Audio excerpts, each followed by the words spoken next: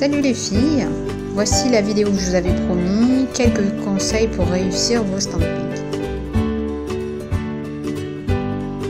Juste quelques conseils de base, on essaye de faire court pour pas que la vidéo dure des heures. De la cellulose pour nettoyer mes plaques, je déteste nettoyer avec le coton, ça laisse des fils partout, donc la cellulose est vraiment très efficace. Pour nettoyer vos plaques, pas n'importe quel dissolvant, il faut un dissolvant qui ne soit pas trop gras ni parfumé. Moi j'ai celui-ci, c'est mon dissolvant favori depuis des années. Je crois que la condition primordiale pour réussir son stamping vient surtout du tampon. Il faut vraiment un tampon adéquat. Ici vous avez le tampon que j'utilise tout le temps et que je trouve parfait. Il est très mou, quand vous appuyez sur l'ongle, il épouse bien la forme.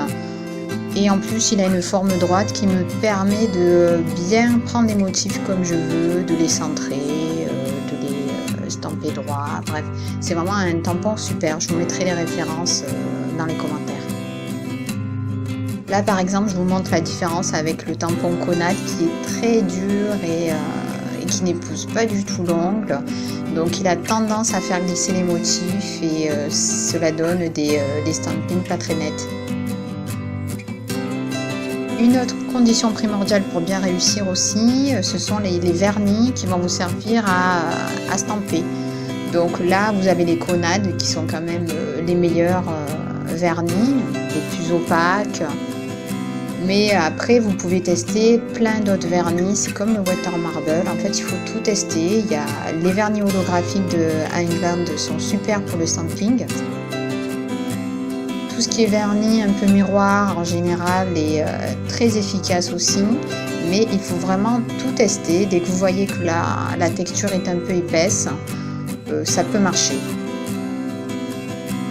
Je préfère même stamper avec des vernis normaux car vous verrez la différence avec le top coat.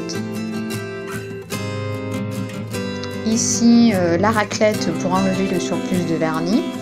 Donc vous avez le choix entre utiliser des raclettes avec un bord en métal. Il faut faire attention, ça peut rayer les plaques, donc être très délicate. Sinon tout simplement, moi j'utilise souvent une carte bleue usagée bien sûr. Ça ne raye pas la plaque et puis surtout le vernis ne reste pas aggloméré dessus. Comme vous pouvez le voir, à un moment donné, quand vous avez vraiment raclé beaucoup de motifs, le vernis fait comme de gros paquets sur le tampon et en général la raclette racle moins. Donc c'est pour ça que je préfère la carte bleue. Très important aussi, avoir toujours des plaques impeccables, donc je les nettoie toujours un peu avant pour enlever les résidus de poussière et je nettoie aussi ma plaque entre chaque motif. Des plaques bien gravées sont aussi primordiales, donc regardez bien sûr le prix, mais prenez quand même de la qualité. Alors souvent on me dit je n'arrive pas à faire adhérer le motif sur mon tampon, après je n'arrive pas à le faire adhérer sur l'ongle, etc. Au niveau du stamping, il faut être quand même assez rapide. Si vous attendez trop longtemps, c'est sûr que le vernis va sécher sur le tampon, il faudra appuyer très fort pour que le motif adhère sur l'ongle. Chose importante aussi, ne raclez pas trop le vernis sur la plaque, laissez un peu de matière, sinon vous n'aurez aucun motif qui va adhérer sur le tampon. Là, on recommence les choses un peu plus rapidement et vous allez voir, il y a une nette différence.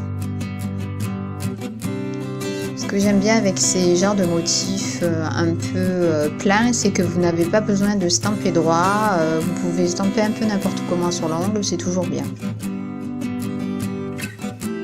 La façon de faire rouler le tampon est aussi très importante. Je vous montre ce qu'il faut faire et ne pas faire. Je vous montre dans l'autre sens comment on fait rouler pour que vous voyez bien.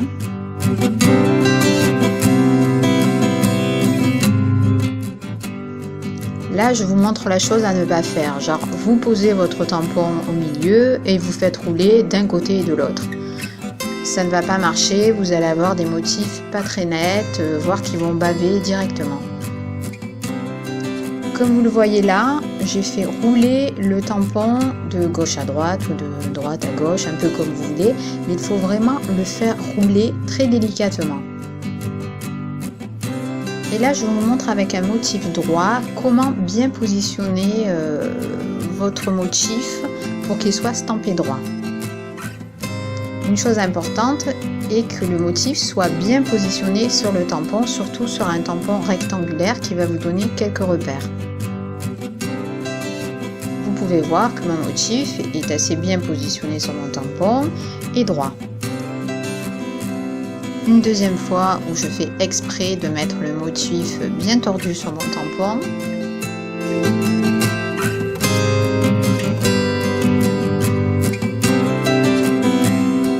Avant de stamper mon motif, je protège mes cuticules avec ce produit un peu révolutionnaire de Kiesk, le liquide palissade, qui est quand même le latex le plus efficace pour protéger vos cuticules. Une fois que le latex est devenu rose foncé, c'est prêt, vous pouvez y aller, c'est très rapide d'ailleurs. Premier essai avec le motif stampé droit, donc vous mettez bien le tampon parallèle sur le côté de l'ongle et vous faites rouler, tout simplement.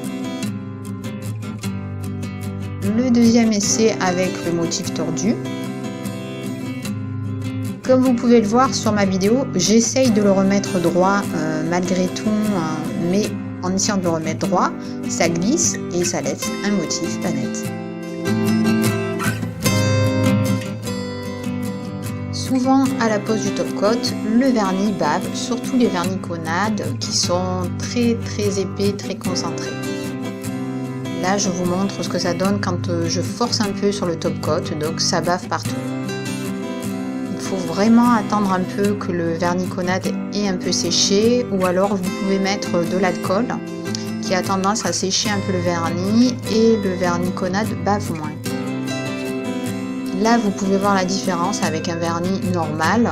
J'ai mis un top coat mat, j'ai appuyé, réappuyé, etc. Ça ne bave pas du tout. Voilà pourquoi je préfère stamper avec des vernis normaux. Je vous montre quelques exemples de stamping que j'ai réalisé. C'est vraiment une technique que j'aime beaucoup car les motifs sont tous symétriques.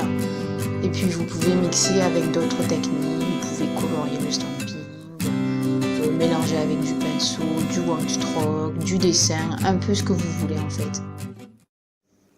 J'espère vous avoir aidé avec ces quelques conseils. Si vous en avez encore quelques questions, n'hésitez pas à me les poser sur la vidéo, j'essaierai d'y répondre rapidement. Mais vraiment, j'aime beaucoup le stamping, autant que les pinceaux. Pour moi, c'est une technique comme une autre de nail art. Je vous dis à bientôt.